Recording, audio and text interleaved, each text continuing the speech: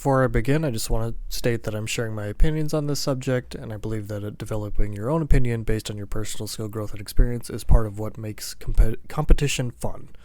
So with a grain of salt, communication. Before I get into it, I want to explain why do we communicate. Why is effective communication the main thing that separates a good team from a great team? Let me give you a scenario. So imagine you're the last player on your team. Just knowing that 4 enemies are left change how you play. How about just 1 player? What if you knew that there's just 1 player left and they also had only 1 HP? That significantly changes how you play, right? If you know there's only 1 player left and they're low, you can play more aggressively while still having an advantage.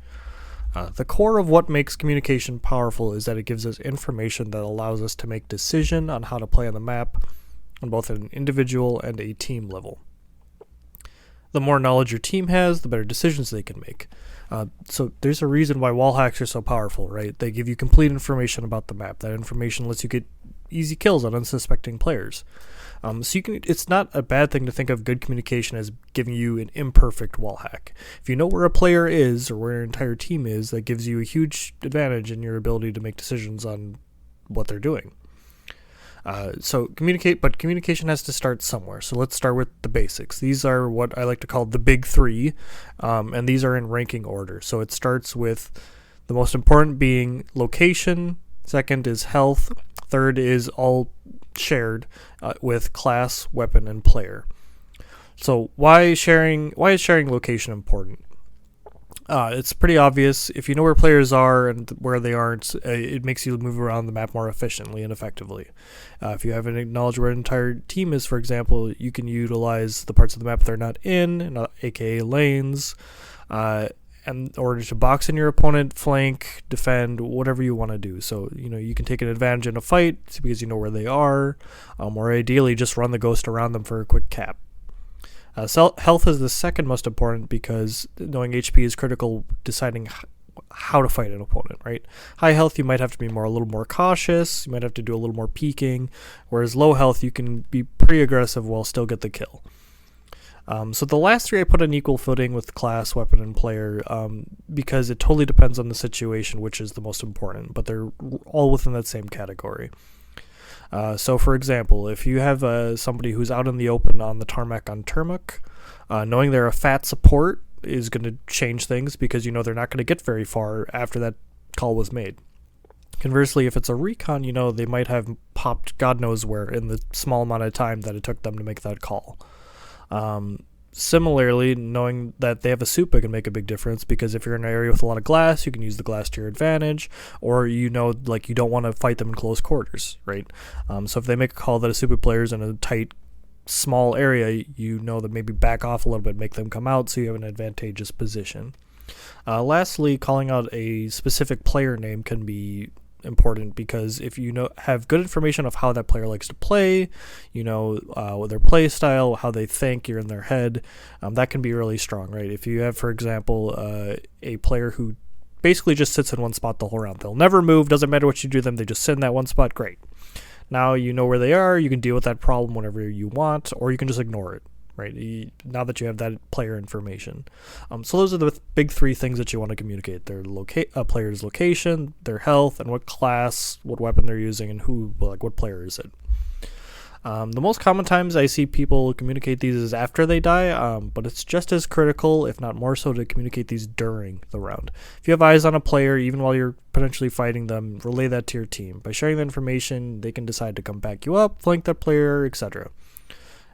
Sharing information about where players are on the map turns that enemy player into a potential us problem versus just a you problem, right? If you don't communicate where they are, how do you expect your teammates to come help you out? So some simple communication example would be there's 2 players in Horseshoe, 1 hurt. That can, have a significant impact on how people might fight on that round. So getting used to communicating these things regularly in an efficient manner is really the building blocks to effective team communication. You'll notice that sometimes having to say the enemy's location, their health, their class, weapon, and who they are is actually a lot. It's a lot to say, and if you are crunched for time, it might be too much to say all of that.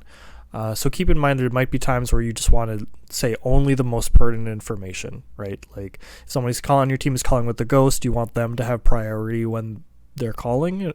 but maybe you have something important to say, like, hey, there's 2 in this location that's outside the ghost range, or this person's at basically 1 HP in whatever location this might be. So how do you take the big 3? How do you take these basic building blocks to communication and train these skills as an individual player? And how do you use these as a team to become more effective? So my personal belief is that you first hone your personal skill set and then integrate that skill set into your team. And that's really the most effective way to do things. So in that vein, here's how you would hone your individual play. First, get used to communicating the big 3, right? Like, not just when you're dead. Throughout the round, you want to be talking, where's the enemy? Like, did you light somebody up? You want to be making those calls and also using those calls. Basically, if your team's communicating that stuff to you and that doesn't change how you act on the map ever, or it doesn't change your gameplay in any meaningful way, that might be a problem. You should be using that information to make better decisions about your personal play. So, for example, if a player is in, let's just say, server on Rise, right? How would you want to fight that, right? Would you want to push in? Would you want to pull back?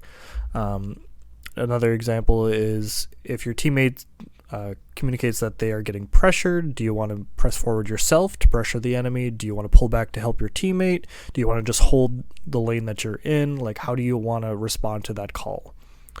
Basically, what I'm telling you is you just need to use the calls that your team is making to make better decisions on your own individual play.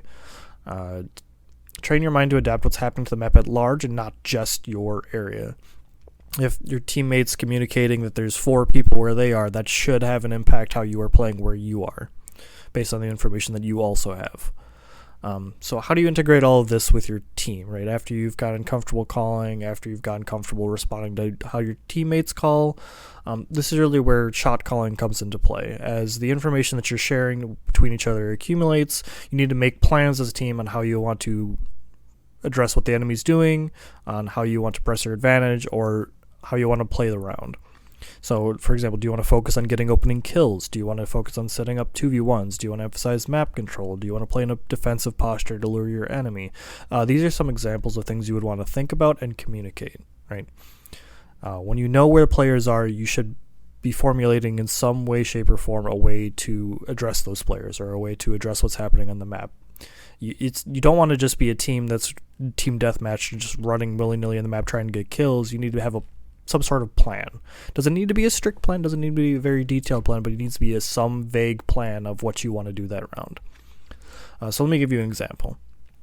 Your recon teammate rushes forward into 3 enemies. They get a kill, but they immediately die, right? So now there's 4 enemies left on the enemy team, there's 4 of you left on your team.